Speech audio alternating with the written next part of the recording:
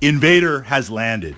And in this podcast, we're going to look at one of the bigger changes in Zombicide Invader, the evolution of it tactically from Zombicide Modern, Black Plague, to now Invaders. And in this incarnation, in addition to sci-fi and fighting aliens, is the idea of bots and sentry guns. So essentially, in addition to the actors, in addition to the party that you're going to control, that the characters that the players are going to control, depending on the mission, they're usually present a bot or a sentry gun that can be controlled, that can be used, that can be influenced on there. And now this opens up tactical considerations not only in firepower with the sentry turret, but also the ability to use the bot as an expendable asset. And we're going to start focusing primarily on the bot. It can move, it can shoot, it can engage in the assault. It doesn't have a lot of life, only has 1 point. It has some decent damage, both in the assault and also shooting. But the biggest tactical consideration is the fact that if the bot gets destroyed, yes, you lose an asset, but you don't lose the mission. And this is really interesting because in the base rules of Zombicide, and of course house rules are always acceptable, but in the base rule, playing with 6 survivors or more, when one survivor dies, the game ends, no matter where you are. And unlike previous versions of Zombicide, just for a comparison, if you have those, the health, life points, armor points, whatever we're going to call it, it's variable depending on the character. This was an interesting change because in Black Plague, everyone has the same starting health. So what you could do is if one of your actors, one of your heroes got hurt, you could kind of pull them back as best you can. Yes, that's a little bit challenging because zombies are spawning everywhere, but you could kind of cycle back and forth. Or if you had a frontline fighter in Zombicide Black Plague, you could then kind of give them a ranged weapon and pull them back. Things could last a little bit longer. Now you have some party members, life has been replaced by armor, this concept of armor. So certainly there are some of the soldier classes that have higher amounts of armor, but some of the scientists, some of the civilians, you're looking at 2 armor points, 2 life points. That's huge. So you have to play a lot faster, but you have to play a lot more conservative also. The bot is a huge, huge advantage there. In a previous game that we were playing, in true Zombicide franchise, we spawned some tanks, we spawned the Abomination, we got some activations. I mean, literally in one turn, we were doing pretty good. We were clearing things out, keeping the mold under control, but in one turn, just on a draw of chaining cards, a lot of stuff spawned. And essentially, we sacrificed the bot by activating it, running it, pushing it backwards, letting it trail behind the party, knowing that the aliens were eventually going to catch up to it. But we were able to thin their numbers a little bit just on the bot, plus with some range attack, and essentially run away on there. So that alone, tactically, to have kind of an expendable piece on the table, combined with the life characteristics, the armor characteristics in the game, changes a lot. Now, you need a character to activate it, to be able to activate it. And in the core, there's one character. If you have some of the expanded packs and the Kickstarter exclusives, they're sprinkled in a little bit. So now what you see is the bots and the sentry guns also now change the composition of your starting party. Previously, you would just, for the most part, in Black Plague and Modern, if you had access to a bigger pool of actors and heroes, you'd take some tanks. You'd really take frontline tanks, and you'd take a couple of either spellcasters or possibly later on abilities as threat increases and you level up, getting some ranged bonuses on there or some mobility bonuses. But now you really have to make the decision in Invader. Do you want to go all soldier, who generally have better skills, better life, or do you want to mix in some scientists and civilians on there? And if you don't, the trade-off is, yes, in theory, your armor pool will be stronger and your skill pool will be stronger, but you won't have access to bots and sentry guns on there.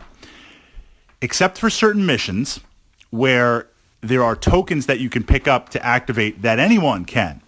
on an activation. So essentially it opens up the skill tree to do that. But you have to go and find that token. You have to be playing that mission. There's a lot of decisions here now with the inclusion of these two pieces to determine, are they going to be a primary strategy of your group, a secondary strategy, or not making a judgment if it's going to work or not. I've tried to play it both ways. Just ignore it on there.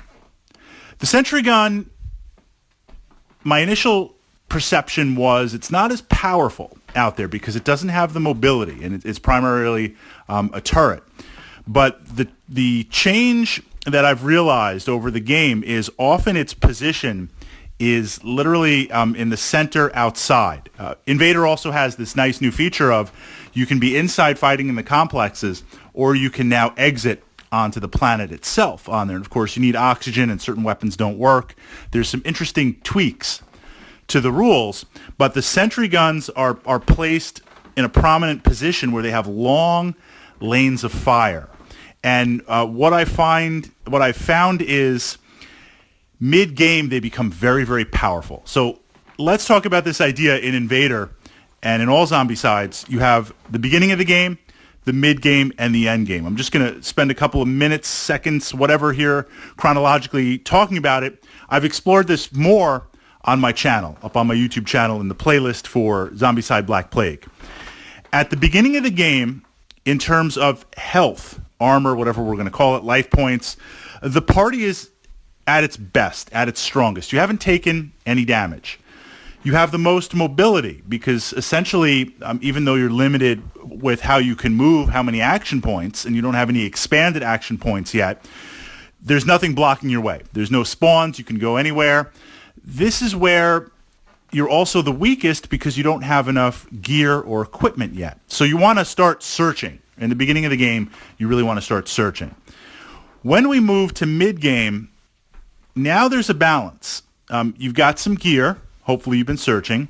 Maybe you're now finding yourself up into the next zone and starting to unlock the skill trees. And the spawns are still there. The spawns are happening, but unlike the first start of the game, where the spawns are lighter, because even though the zombies are spawning at different points, or Xenos if it's Invader, you can have a big spawn on the other side of the board, but it's going to take them a couple of turns to cross the board, wandering around to where you are. So it's not quite as crazy yet. Mid-game is this duality where, yes, you've got some gear, you've got some equipment, the spawns are happening more and more, they're starting to close in, and then by the end game, it's very, very deceptive. And the end game is where the threat level is increased. You've got some decent gear. You've got more than one action point. You've started to unlock those trees. You can deal a lot of damage. But the two factors are, one, things are spawning literally more models right now. But at the same time, the farther spawn points have had a chance to churn out a couple of different waves. So literally separated by spaces, it might be like 4 or 5 zombies, 4 or 5 zombies, 4 or 5 zombies, waves coming at you. And it's a little bit misleading because here you are literally blasting, zombies and aliens off the table, but waves and waves are coming at you. At the beginning of the game, the bots are the most powerful because they have better than average weapons, better than average profiles. There's not many zombies on the table. Maybe some are spawning in mold and you take them out. It's a real help. It is a real help. By mid-game, the weapons on the bots just really don't keep up. Assuming it's still around, they just don't keep up on there. And then end game, I found the bot, even if you're playing conservatively and playing like it has feelings, it can't make it. It doesn't have enough firepower. It costs movement to move it, which you want to spend on your actor unless it's accompanying you, and the firepower just doesn't hold up. So at the beginning of the game, the bots are really powerful. Beginning of the game, the turrets, there's not as many targets on there, and there's not a lot of spawns outside the complex yet, and if there are, it's going to take them a couple of turns to kind of converge on that midpoint. But by mid-game and end-game, the turrets are beast with what they can put out and what they can control. So part of it, in the missions where both are available, you kind of got to look and make that decision. What do you want to do? How do you want to do it? And what is your plan? Again, going all in and maybe selecting a party to be able to control them, or figuring you'll find some, or just ignoring them completely. And a very, very interesting new dynamic to add this kind of NPC, non-player character in there. But tactically, the biggest thing, and I think the biggest thing to master, is they don't count towards your kill list. So if the bot or the turret goes down, then the game is still on. And for me, that is the biggest change, where it builds in a little bit of cushion on that alone to be able to utilize those towards your mission objectives.